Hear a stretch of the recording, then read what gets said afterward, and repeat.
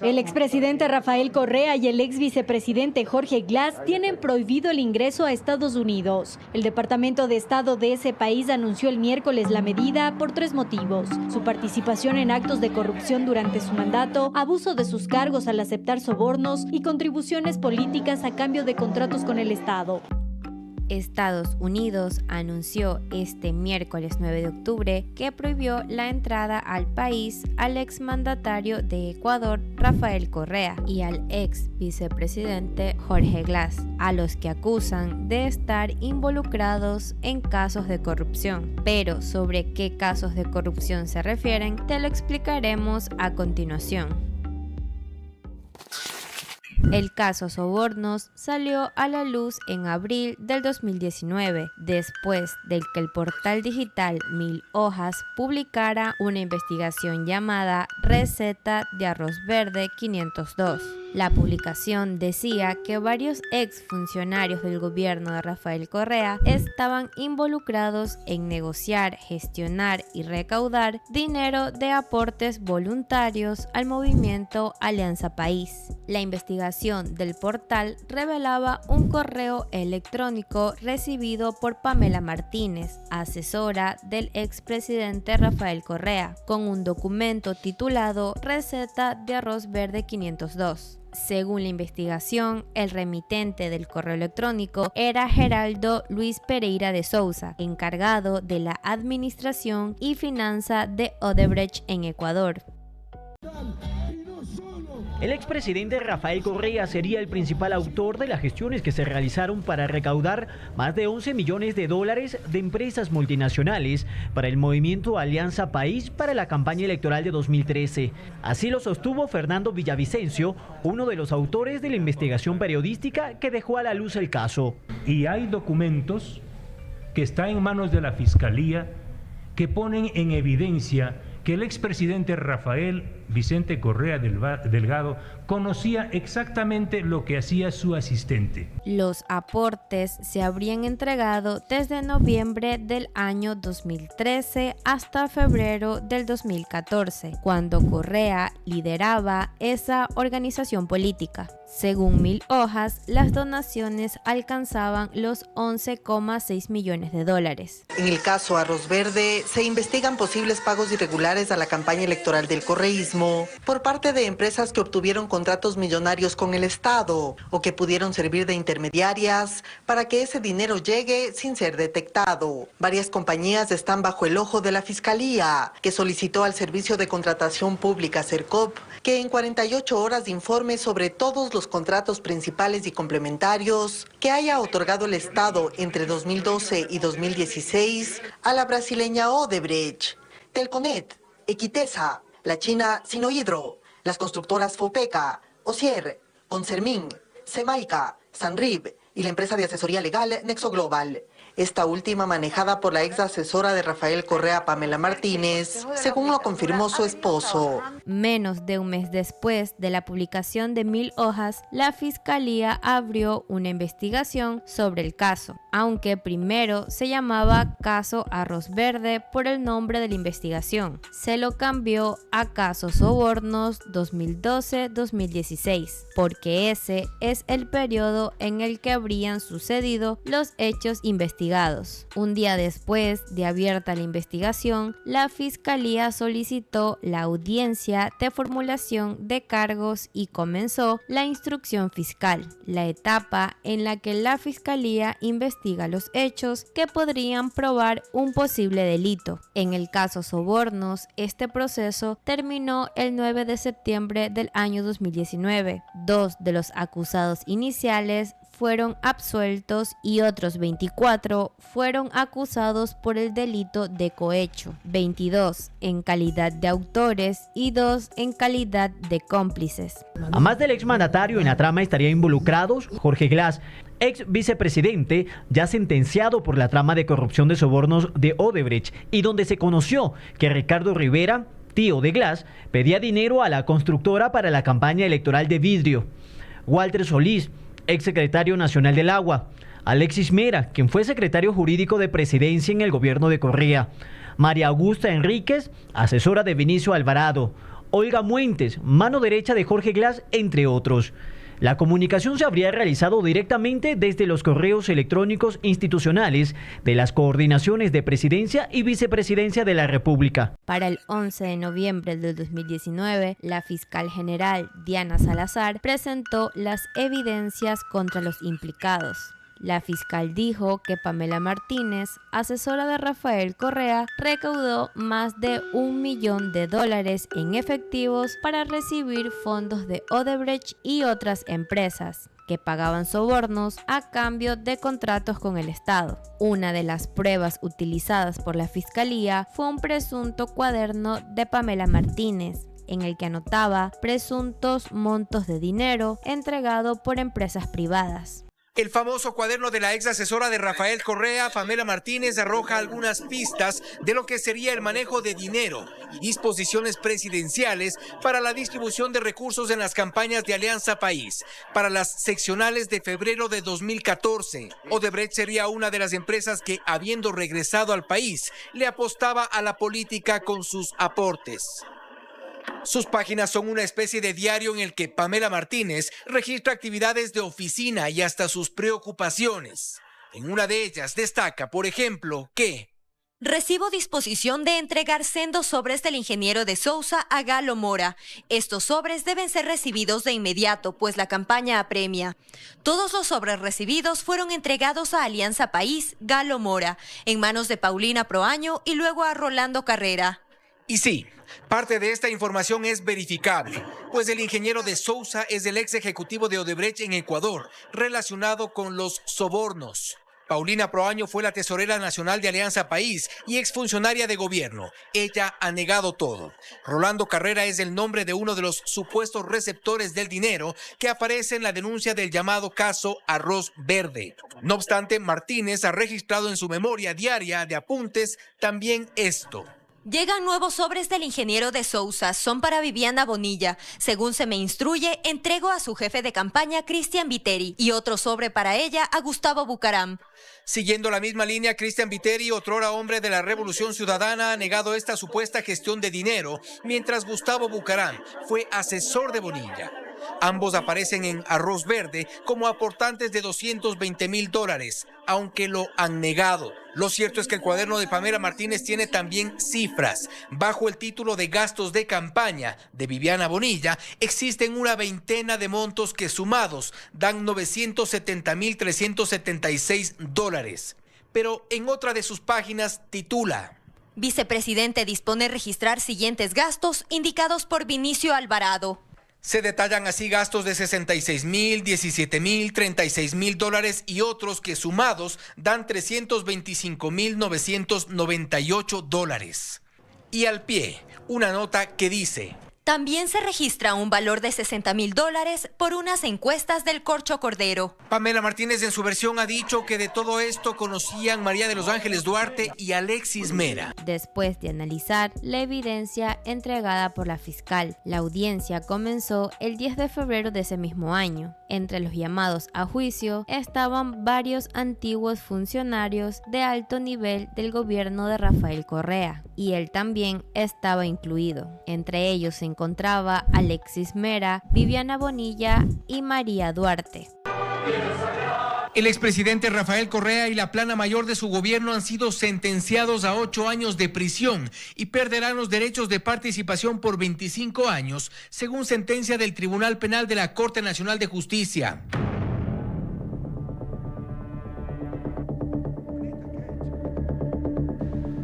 En medio de estrictas medidas de seguridad sanitaria, los jueces del tribunal, Iván León, Marco Rodríguez e Iván Saquicela, decidieron de forma unánime condenar a los 20 procesados en el caso Sobornos 2012-2016. La sentencia por cohecho agravado pesa sobre Rafael Correa y Jorge Glass como autores mediatos por instigación. La teoría planteada por la fiscal general Diana Salazar ha sido aceptada en su gran mayoría por los jueces del tribunal, quienes reconocieron la existencia de una estructura de corrupción con Correa y Glass en el nivel jerárquico superior. Se ha evidenciado, según la sentencia, que los pagos eran reportados a Rafael Correa y a Jorge Glass, que ambos fueron asesorados por Alexis Mera, que actuaban a través de funcionarios y que los dineros fueron recaudados en una oficina paralela. Rafael Correa tenía pleno conocimiento de sus actos. De ahí que la sentencia también recae sobre los exfuncionarios Walter Solís, María de los Ángeles Duarte, Alexis Mera, Vinicio Alvarado, Viviana Bonilla y Cristian Viteri como coautores del cohecho, también con 8 años de prisión y la pérdida de los derechos de participación por 25 años. Los elementos presentados por Fiscalía no dejaron dudas a los jueces, que concluyen que ahí hubo una víctima y fue el Estado ecuatoriano, que fueron más de $7.557.000, dinero ilícito entregado por privados y recibido por públicos, liderados por Rafael Correa. Quienes gestionaron ese dinero conocían el funcionamiento de esta estructura y entregaron información a Fiscalía. Fueron las ex asesoras de Presidencia que, siendo parte de la organización, se beneficiaron de una rebaja de la pena por su aporte en el proceso. Pamela Martínez fue sentenciada como coautora del cohecho a 38 meses y 12 días de prisión. Además, Laura Terán, en calidad de cómplice, a 19 meses y 6 días de prisión. Por este motivo, el Departamento de Estado de Estados Unidos anunció este miércoles la prohibición para que el expresidente de Ecuador, Rafael Correa, y el ex vicepresidente Jorge Glass entren al país, con el argumento de que ambos estuvieron involucrados en los ya mencionados casos de corrupción cuando ocuparon sus cargos.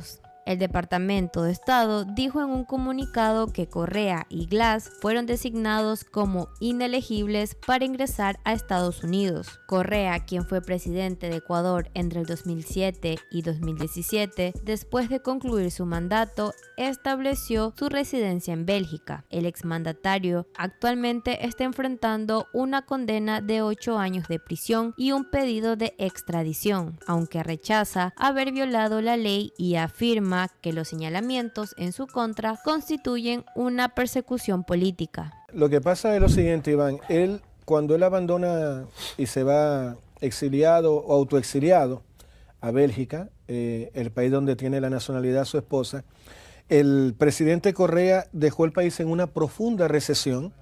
Entonces recuerda que cuando él se va, Lenin, que es el que toma de alguna manera, que era del mismo partido de él, se da cuenta de cuánto daño había hecho Rafael Correa en su país. Si yo te dijera, por ejemplo, que lo que se supo es que durante todo su gobierno, tanto él como Jorge Glass, que fue el vicepresidente que le acompañó durante su gobierno, endeudaron al país en un 45% del PIB.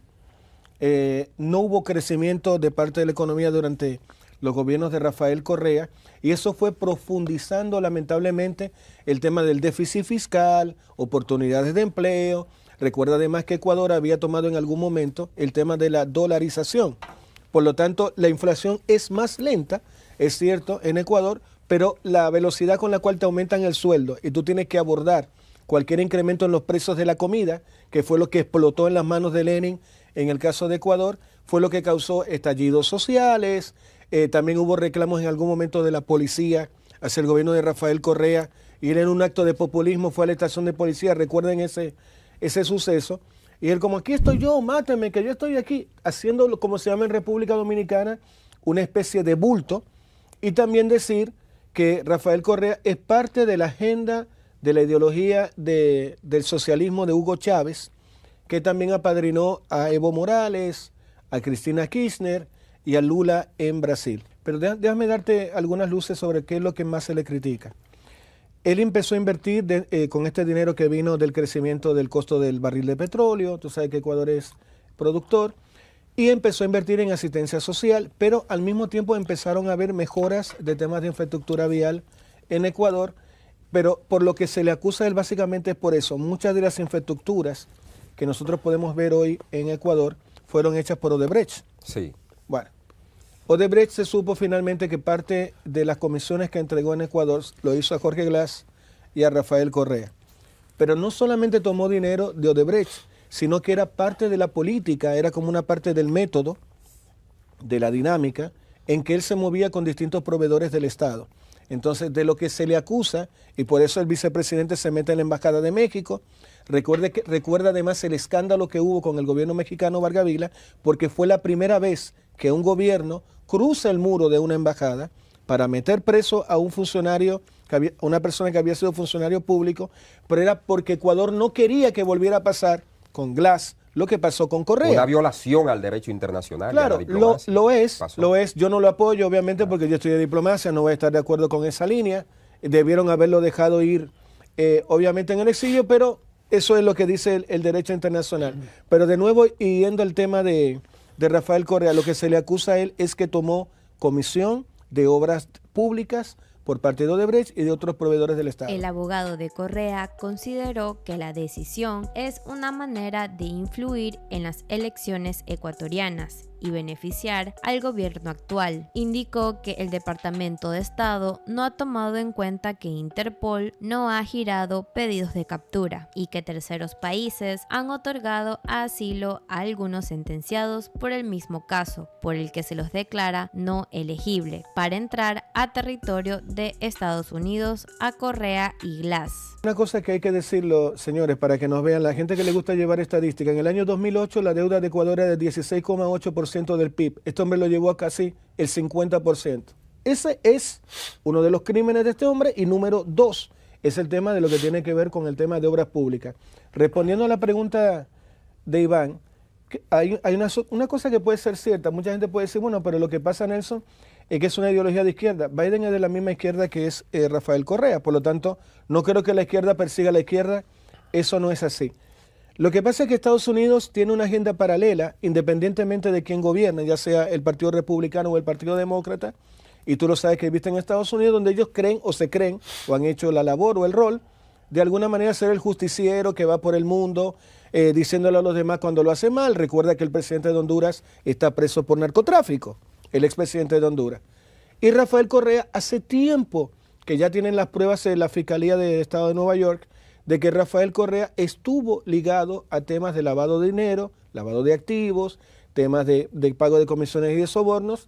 Y hay algunas leyes federales en los Estados Unidos que independientemente del lugar donde tú cometas un crimen, se afecta a por ejemplo, el blanqueo de capitales, que afecta directamente a los Estados Unidos, fue lo que dio pie a esta denuncia. Básicamente es eso. Pero no tiene nada que ver a nivel ideológico, porque vuelvo y te digo, Joe Biden es de izquierda. No creo que esté en su agenda perseguir líderes de izquierda solamente porque si no Lula da Silva también tendría problemas con el gobierno norteamericano, y no lo tiene. Cabe recalcar que en los últimos 8 años, la justicia ecuatoriana ha sentenciado a varios exfuncionarios corruptos. Además de las penas de cárcel para los condenados, el Estado ecuatoriano ha sido declarado víctima y los jueces han ordenado pagos a su favor. Los elementos presentados por Fiscalía no dejaron dudas a los jueces, que concluyen que ahí hubo una víctima y fue el Estado ecuatoriano, que fueron más de $7.557.000, dinero ilícito entregado por privados y recibido por públicos, liderados por Rafael Correa. Quienes gestionaron ese dinero, conocían el funcionamiento de esta estructura y entregaron información a Fiscalía, fueron las ex asesoras de Presidencia, que siendo parte de la organización, se beneficiaron de una rebaja de la pena por su aporte en el proceso. Pamela Martínez fue sentenciada como coautora del cohecho a 38 meses y 12 días de prisión. Además, Laura Terán, en calidad de cómplice, a 19 meses y 6 días de prisión.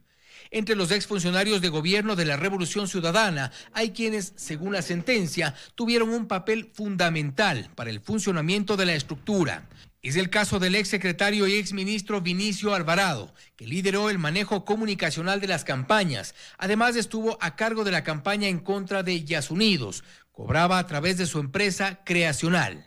También se ha relatado la intervención clave de Alexis Mera.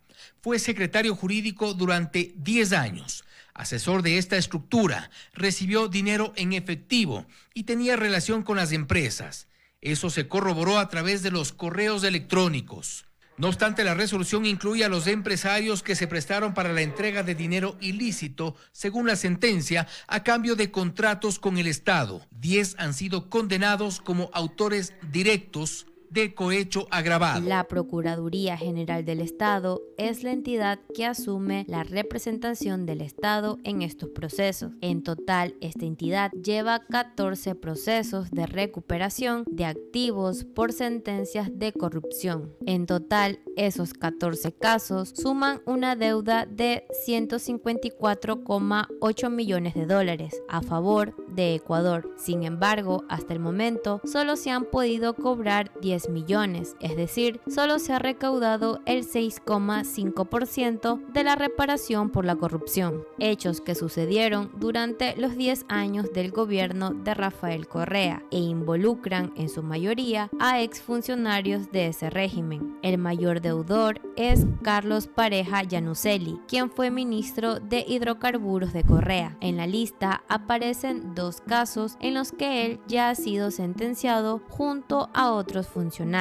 Luego aparece Carlos Polit, excontralor general del Estado, quien, si bien nació políticamente de la mano de Lucio Gutiérrez, fue nombrado y afianzó su poder durante la década de la Revolución Ciudadana. Polit recientemente fue sentenciado en Estados Unidos y debe al Estado 40,4 millones de dólares. En la mayoría de casos de corrupción, estas deben ser cobradas vía judicial, ya que los sentenciados no pagan voluntariamente. Entonces empieza un proceso de ejecución penal en el que la justicia ordena embargos y comisos para cobrar. En ese proceso están los 14 casos actualmente y mediante esa vía se ha recuperado solo 10 millones. Por ejemplo, en el caso de María Sol Larrea, ex asesora de Ramiro González en el IES, se ha logrado embargar el 50% de un departamento en Quito, un consultorio médico en Guayaquil y varios solares en el Empalme.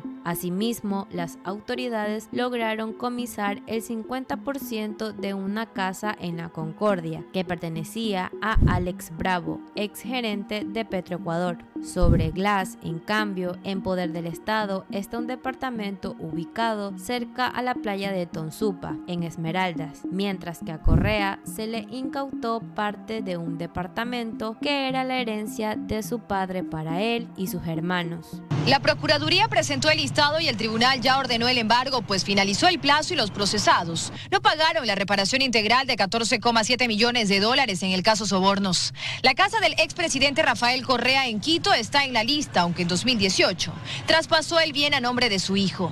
Además, Correa es copropietario del departamento 109 de este condominio, ubicado en una populosa zona de Guayaquil. Juntos, los bienes no superan los 170.000 dólares, por lo que no le alcanzaría para cubrir su parte de la reparación, que es de 778.000. Pero como siempre, me gustaría saber qué piensas tú. Déjamelo saber en la parte de los comentarios.